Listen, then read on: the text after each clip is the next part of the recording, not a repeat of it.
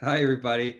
I'm, I'm just chuckling here as we get underway. I have our two grandsons here, one who's 3 months. You might be able to hear him crying right now if he's hungry or something. My wife's watching him. Our daughter, their mom is down the hall trying to do her work virtually. Just one of those moments, those COVID moments. And so I'm smiling. It's all life, full life. But if you hear that little background, no one's being hurt, I guarantee you. But here we are. At least as far as I know, I'm going to stick to that story. So good to see you. Good to see lots of friends here. And hi, Vince. Yeah, you might want to close that door. All right, there. On cue. That was perfect. All right. Hi, Jerem. Hi, Dave. Sarah, Jean, Beth, Jennifer, Ken, Victoria. Good to see you all. And we'll keep learning going here. So thanks for joining us for this.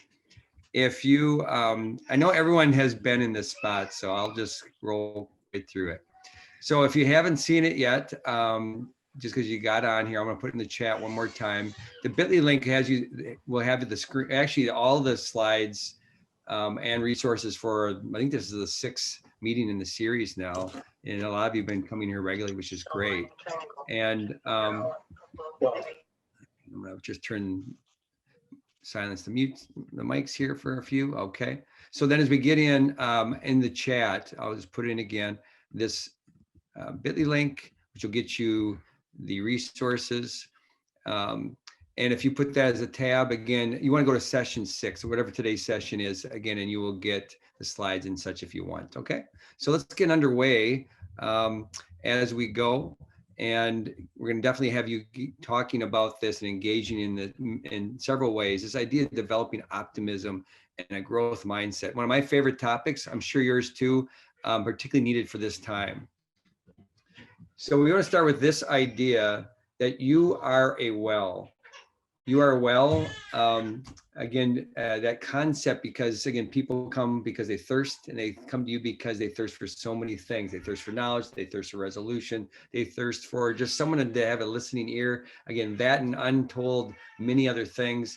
And yet they come. And again, why we keep on coming back to these monthly is because you have to in these days replenish the well. That's what servant leaders need to do. And so thanks for continuing to try to replenish the well and working with that idea. Again, we just build on these. Again, I hope the repetitions that help you really get deep in yourself, these ideas and these constructs about why you need to have something like compassion resilience in your world if you're going to have sustainable leadership. Because compassion resilience, again, is that reservoir of well-being, right? The connection to the well there. It's a reservoir of well-being that we draw upon on difficult days and difficult situations. And again, some of you prefer this title or this definition, or maybe like compassion resilience as the ability to overcome challenges of all kinds and to bounce back stronger, wiser, more personally powerful. So either one works.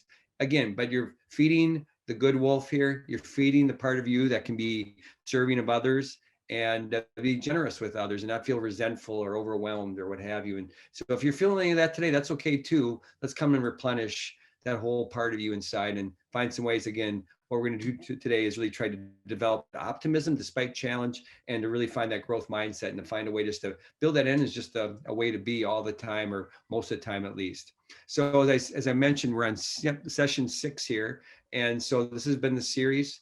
If there's anybody that you know could benefit from any of this, I just want to remind you, we've been recording all these. They're all available. I'm recording this session right now. So again, just spread the circle if you can, and help someone else out, or it's there for you. Of course, as you might want to review or use some of it for how you facilitate for others in your circle.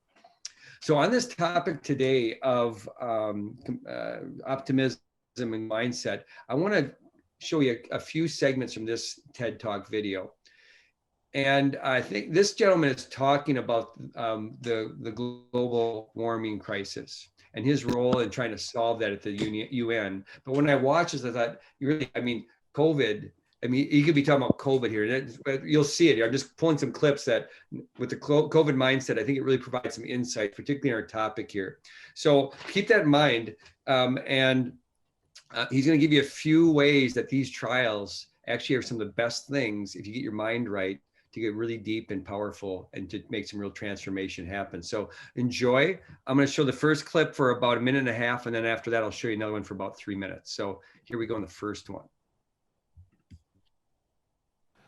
trying to take action, but it didn't really stick. It felt futile. Now, we know that this can be a common experience for many people, and maybe you have had this experience. When faced with an enormous challenge that we don't feel we have any agency or control over, our mind can do a little trick to protect us. We don't like to feel like we're out of control facing big forces. So our mind will tell us, maybe it's not that important, maybe it's not happening in the way that people say anyway. Or it plays down our own role. There's nothing that you individually can do, so why try? But there's something odd going on here. Is it really true that humans will only take sustained and dedicated action on an issue of paramount importance when they feel they have a high degree of control? Look at these pictures. These people are caregivers and nurses who have been helping humanity face the coronavirus COVID-19 as it has swept around the world as a pandemic in the last few months. Are these people able to prevent the spread of the disease? No. Are they able to prevent their patients from dying? Some they will have been able to prevent, but others it will have been beyond their control. Does that make their contribution futile and meaningless? Actually, it's offensive even to suggest that. What they are doing is caring for their fellow human beings at their moments of greatest vulnerability.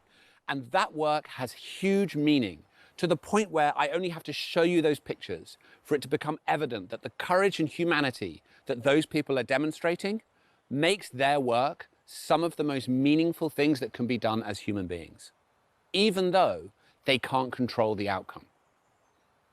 Now that's interesting because it shows us that humans are capable of taking dedicated and sustained action even when they can't control the outcome.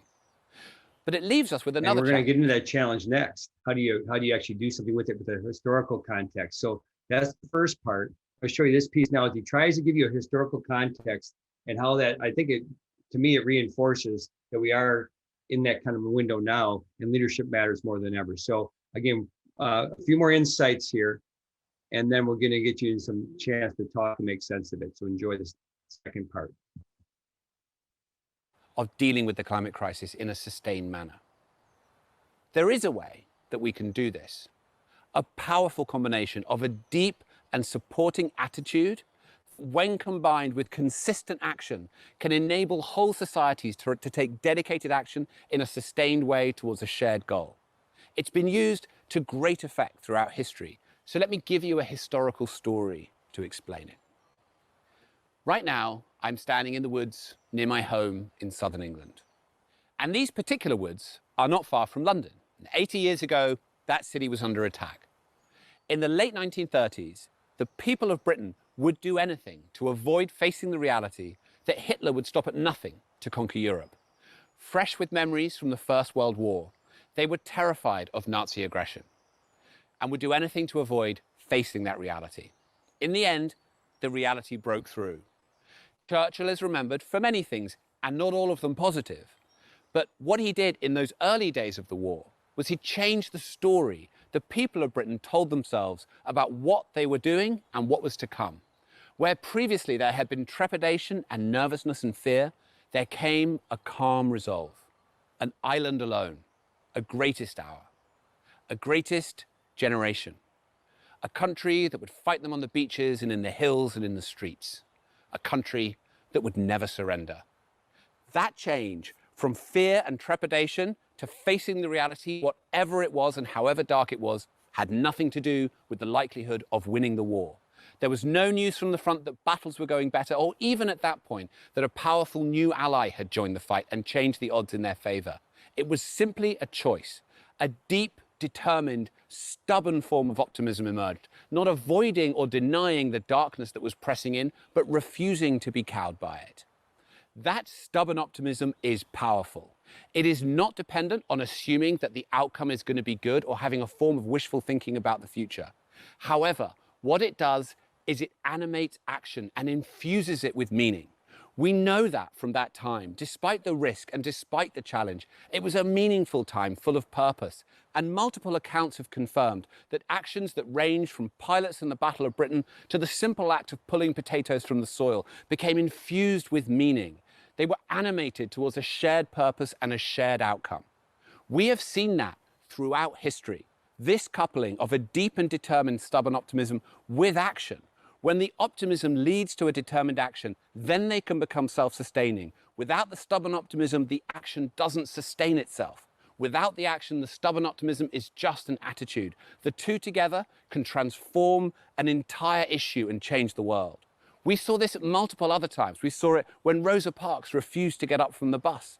We saw it in Gandhi's long salt marches to the beach. We saw it when the suffragettes said that courage calls to courage everywhere. And we saw it when Kennedy said that within 10 years, he would put a man on the moon that electrified a generation and focused them on a shared goal against a dark and frightening adversary, even though they didn't know how they would achieve it. In each of these cases, a realistic and gritty but determined, stubborn optimism was not the result of success, it was the cause of it. That is also how the transformation happened on the road to the Paris Agreement. Those challenging, difficult, pessimistic meetings transformed as more and more people decided that this was our moment to dig in and determine that we would not drop the ball on our watch and we would deliver the outcome that we knew was possible. More and more people transformed themselves to that perspective and began to work. And in the end, that worked its way up into a wave of momentum that crashed over us and delivered many of those challenging issues with a better outcome than we could possibly have imagined. And even now, years later, and with a climate denier in the White House, much that was put in motion in those days is still unfolding. And we have everything to play for in the coming months and years on dealing with the climate crisis. So what I want to pull from that is the historical context that he was bringing up. And so let me just kind of get back to that. And really a food for conversation, because we're talking about this developing optimism and a growth mindset, right? So he talked about 3 questions, and I'm going to dump these in the chat because, again, in a moment I'm going to have you go to breakouts with a few people and just get a little chance to talk through this. So let me just pull that up into the chat in case you didn't have a chance yet to open up the slide deck or feel like you maybe not have needed it. So again, the questions here are in slide 7 of the slide deck in the link I just opened. But the questions are, so what examples of a gritty, determined, stubborn optimism do you see right now in your circle or world? I mess with the challenges of COVID or leading schools right now or working for social justice and equity, whatever it might be, maybe all those things. So what examples of that gritty, determined, stubborn optimism do you see? Similar to what in the TED Talk, how is this stubborn optimism animating action around a shared meaning and a deeper purpose? And then lastly, what additional area of your work or life would benefit most from maybe some new level of stubborn optimism further? So you can pick one of those questions, maybe a few. I'm gonna give you 8 minutes in breakouts. So think about a question or two in particular. You can talk about it when you get to the breakout, which one you prefer. And what I'm looking for is back, we'll maybe have a few minutes of process from the group as well. So I hope that helps. And again, I'll give you a 60-second warning when you're coming back, but it should be a total of 8 minutes to talk about one or more of these questions with your small group. Thanks so much.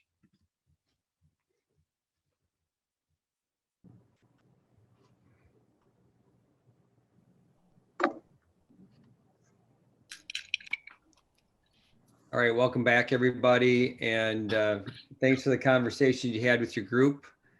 And you might want to just check your mic for a second if it's on. And so I do want to open this up though. And so I'd like to hear from at least 3 people. So pick your question. And you know, I don't care which one it is, because this is really not about answering a question. It's about trying to get deeper into this idea of the importance of this kind of growth mindset and, you know, this impact that optimism has. So what's kind of a takeaway or a kind of a maybe an epiphany or an insight you had maybe through something someone said, or as you're watching the video and thinking about this current situation, maybe framed up with some of those historical pieces, you're like, what's coming to mind So just curious here, can I just have any volunteers you're willing to share a point that came up or into your mind or your discussion? Joe, I'd be okay to share. One of the things that Ken McCormick, I'm in Greenfield Elementary School principal. And one of the things that came up with my mind and that gritty determination is that the idea of the problems that we face and how we're facing them. We got kids who've missed a lot of school and aren't where they normally are at this point in March. They've got holes, they've got gaps, and just have that determination that we can look at that as a oh my God, what do we do problem, or we can look at that as something we're going to overcome and work together to solve. And struck a little bit by the Churchill clips that you showed before, but the idea that we're going to overcome this. I mean, it's not like we're going to be it's not going to knock us down completely.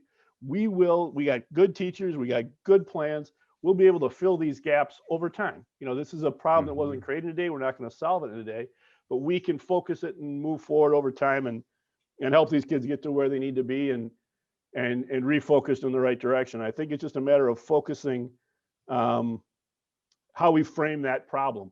Is it insurmountable or is it overcomable? And frame it as overcomable, and we can make it work. Thanks, Ken, for getting us started. How about others? I can share. We talked a little bit about just staff really stepping it up and being learners and growers, and technology was a big piece. Learning new technologies, being willing to really use it, learn how it's going to be most useful. Also trying to overcome technological barriers and problems that came up. And then also an example of just like staff and new positions and stepping it up and helping each other out, supporting each other. So just seeing a lot of growth and a lot of resilience with staff. Thanks, Jean. Is there another?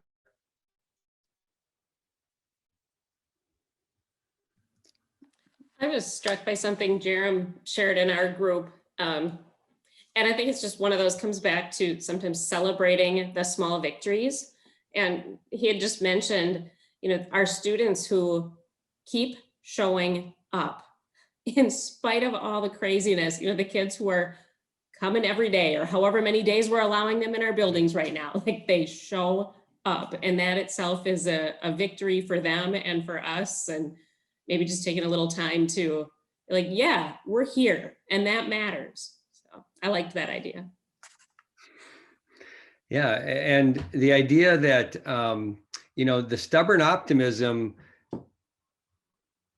inspires or animates action, so it animates people. So I don't know if that's what I found powerful about the clip, was the idea that, it isn't just a nice thing to have. Isn't that great that so-and-so has a positive attitude? It's actually what we know is stubborn. Again, the words gritty, determined, stubborn, optimism animates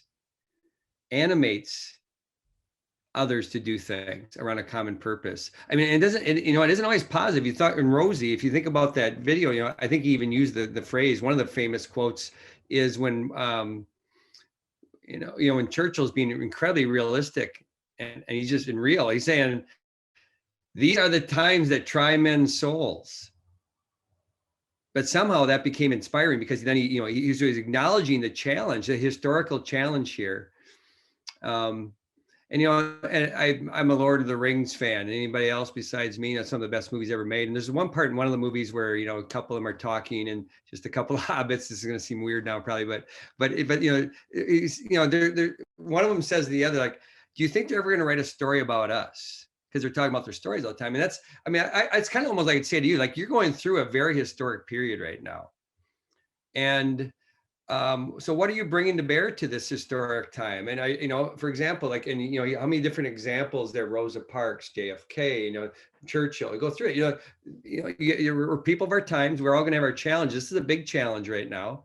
And so do you apply a stubborn, gritty optimism? It might be as simple as just, I show up, I continue to show up.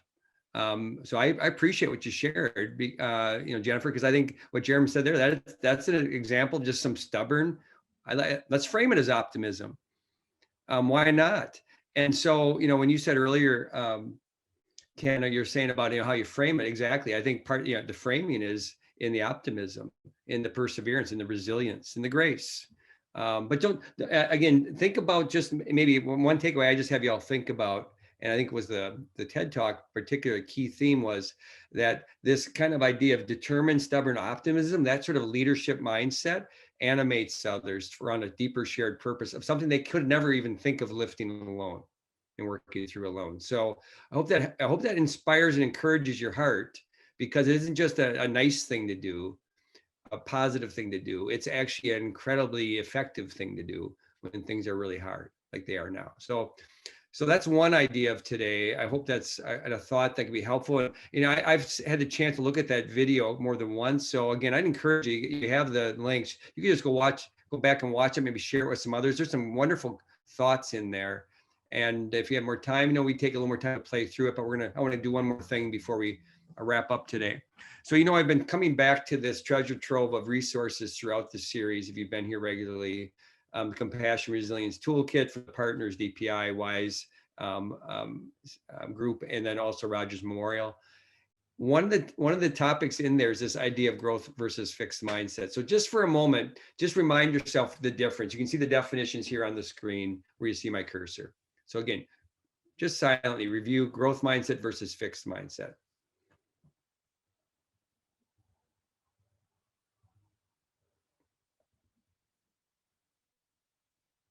So with that, there's a couple of examples.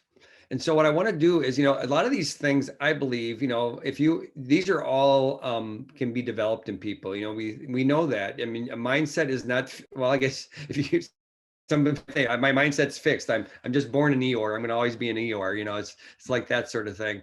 It's not that way. We know it's not that way. So you can, these are muscles almost. I mean, I'm using that symbolically, but we can develop these things, and so we have some ways.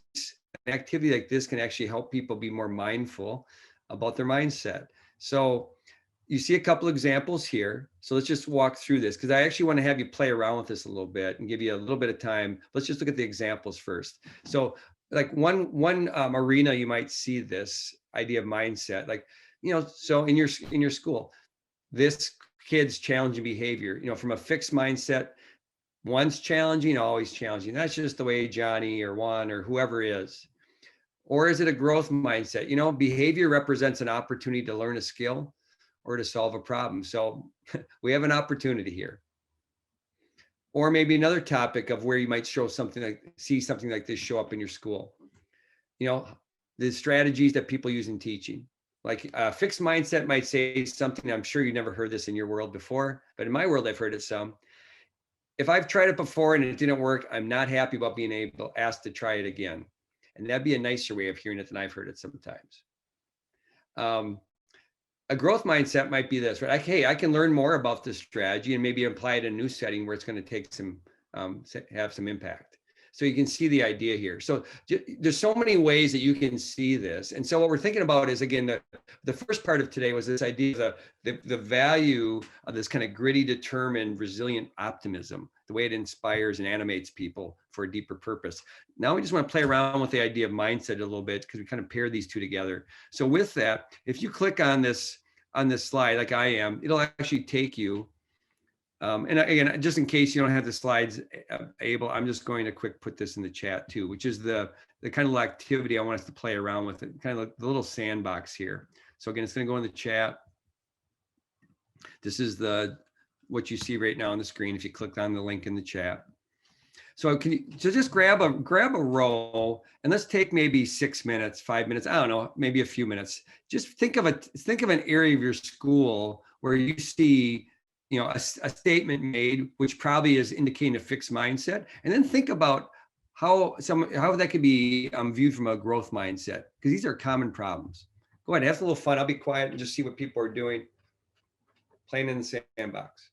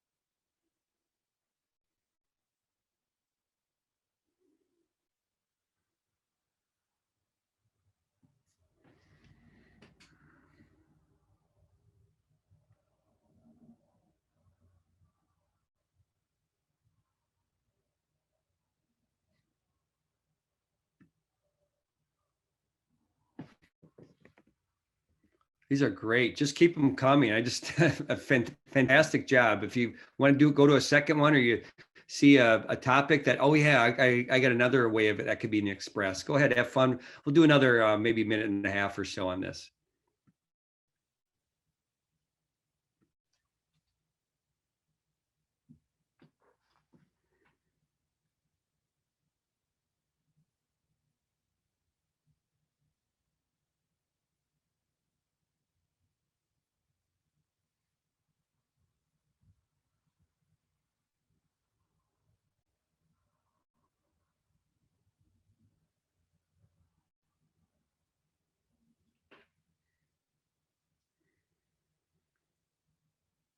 So I hope you're doing like me and just in a chance to, if you got your idea out there and you're good, take a look at what other folks are writing here and giving you some thoughts here, some ways that you can maybe help people get unstuck, maybe help yourself get unstuck in a way of seeing and being. Again, just enjoy, take a moment here and continue to look at what your friends are thinking on this idea.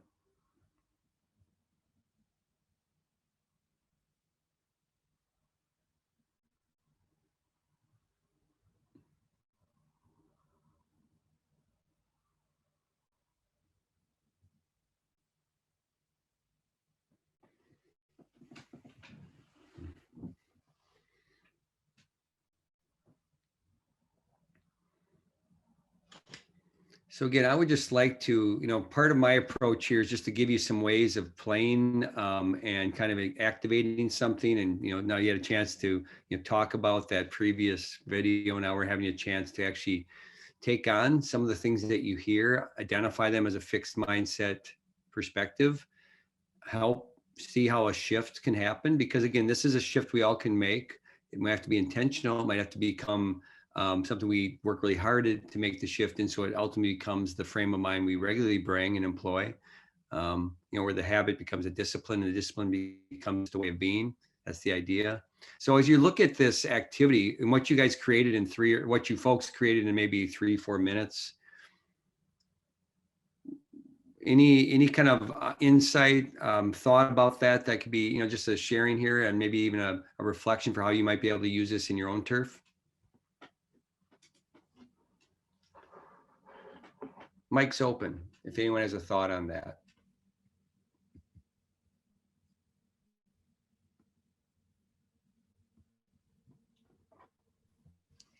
I just like the idea of being able to put something out like this in a virtual meeting that we're having to have with staff right now, just to bring growth mindset back and be talking and having that conversation with staff, that we can talk about their real situations and they can see how their colleagues are managing these types of concerns. Yeah, I mean, does this ever seem like, February, March is like the doldrums of the school year, right? I mean, in a normal year. So it just seemed to me like I heard more of these sorts of comments in that first column this time of year than other times, because people just seem like, again, their wells running dry a little bit. So to Sarah's point, maybe we come back to this now. Maybe it's a good time to revisit and maybe we need it too. Yeah, I think the other thing that would be interesting about doing this exercise with others, and I'm thinking about, like you said, maybe, with staff or with a leadership group or whatever, whoever it might be, it also gives you an opportunity to acknowledge the not so awesome feelings we have and then immediately reframe them. Yeah. Right. Sometimes you can't even get to the growth mindset side if you don't acknowledge that maybe you're feeling a little fixed or frustrated or stuck with whatever issue you're trying to work on. I wonder too, Yeah. Joe, like adding, please. I wonder too, adding another column that might be labeled like, how can I help you in this? So that, teachers or students don't feel like that when they have a growth mindset that they're alone in doing that, right? Like, how can we support you in this endeavor that you're on? Yeah, Beth, and so one thing I had is, I'm the teacher right now, right? So as I'm, put that out and you're the students, if you will, are people kind of getting, are they engaging? And it was interesting, like within about 30 seconds, I saw all these rows going. And within about a minute or so, it was, I don't know, you were engaged, but for me, I was just watching, and it was very, it was moving to me to see how, like, you are all able to get into this really quickly and within, again, 2 minutes, you could get a sense of the ideas and maybe the concerns, at least in this group. And now if that was a school, like Beth, to what you're saying, I have a pretty good idea what maybe people are kind of perseverating on, or maybe stuck in, or maybe, I don't know, maybe it's an opportunity. I'm kind of venting here because I hear my colleagues saying this stuff, and at least now I'm trying to get a message out into the space. So maybe it's even helpful that way, whether we have another column or not. But I could see, like, again, if you had more time around this, you just say, like, so what are you noticing? Are there any patterns you're seeing? Is there anything, I mean, to your saying, and, let those patterns be almost like the themes that now you think about now. What does that say for like us as leaders? We probably need to, maybe it's just being a listening ear. Maybe people need a support or two, like you're saying. To me, this would be really quick. You would see probably some outliers, but also some pretty themes. And the themes, the way I look at this is, themes that you see in your group, those are foci for professional development or support. And if you see outliers, then maybe it's a one-on-one kind of thing. If you know who it is, I mean, that's the thing. Here it was anonymous. You can think about whether it's anonymous or not too. You could set it up in all sorts of ways. But anyway, I hope that this is, whenever we talk about leadership, we all know, right? The rule number one is leadership of self comes before anything else. So this might be just good for you just to do. But if you're seeing some value as a learner, maybe it's something you can see being rolled out for others. So any comment on this before we wrap up the session today? I would share, Okay. Joe, that it So let's, Ken, go ahead, please. I would just share too that it focuses on the positive. As I look through and see other people writing and seeing that growth mindset and seeing what they're thinking, it changes my mindset a little bit too, to see that other people are focusing on positive things there, so that it helps me see that, hey, we're all in this together, and we're all looking at a forward-thinking future. Yeah, right. And Ken, I love that you said this now, because it bookends your comments today, because you were talking earlier about the framing. We were talking about in the context of the rugged, determined, gritty optimism. Maybe it's just a kind, perseverant optimism on this point, but the idea of that we're framing it, and right, and our mindset can again animate a shared purpose around a deeper lift, right? And that's what we're needing to do here. And maybe it'll write about you all this someday, like how we brought our mindset, how the things we did nobly done together despite the challenge, especially in just really challenging times, like right now we're all tired and all that. So thanks for being here and doing that. Appreciate that comment. So just it's there for you. Again, you click on this slide, it's there for you to use. Also, I just want to give you a resource. This is a fairly nice, if you want to have people get some ways to kind of grow their mindset, some specific things, informed ed or informed, however you want to call it. It's a nice little article. After you get past the opener and they frame it, they actually get into this, and you almost give people a chance to read this, talk it through, pick one or two. Again, it's there for you as a resource, because that's what I try to do in these, is equip you and give you a learner experience that might be helpful. So as we wrap this up, let's just come back again and revisit what we already know, that compassion resilience, maybe the best definition, the one that really grabs my heart, is our ability to remain optimistic amidst an imperfect world. We've said that before, but I particularly want to come back to that today, because of course we're talking about the power of optimism and a growth mindset. So again, you could say the big picture, all this, the umbrella of all of self-care and compassion resilience is our ability to remain optimistic amidst an imperfect world, and to be that shining light for others to help see the path. We've talked about the tale of two wolves. I just came across this recently. I like this nice. I'm going to share this with you as a close today. It's like a 1-minute spoken version. And the video, I think, is powerful in a new way around that parable we've used before. Enjoy. In fact, I have it all queued up. Let's just do it that way. As the legend goes, an old Cherokee was teaching his grandson about life. He said to the boy, "A fight is going on inside me. It is a terrible fight, and it is between two wolves. One is evil. He is anger, envy, sorrow, regret, greed, guilt, lies, superiority, and ego. The other is good, He is joy, peace, love, hope, humility, kindness, empathy, generosity, truth, compassion, and faith. The same fight is going on inside him and inside every other person too. Grandson thought about it for a minute, and then he asked his grandfather, which booth will win? The old Cherokee simply replied, the one you feed.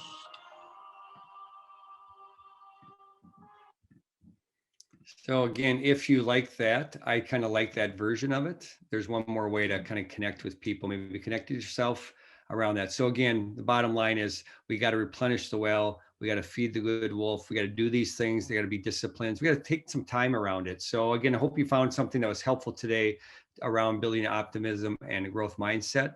Next time we gather would be April 8th. Maybe if a number of you have a break between now and then, if that'd be great. If you did, if not, it's to be great that you're here on April 8th at 4 o'clock. As always, we'll record it. And that's second to last session for the year on the series. Hopefully it's been helpful for you. Again, this will be recorded and pushed out to anyone who signed up for the series within 24 hours. Thanks for being here today. It was a small but mighty group. And it's just a joy to be here learning with you and trying to really grow a more vibrant and graceful and resilient leadership group around our state. So thanks so much. God bless you all. Hope to see you soon. Thanks, Joe.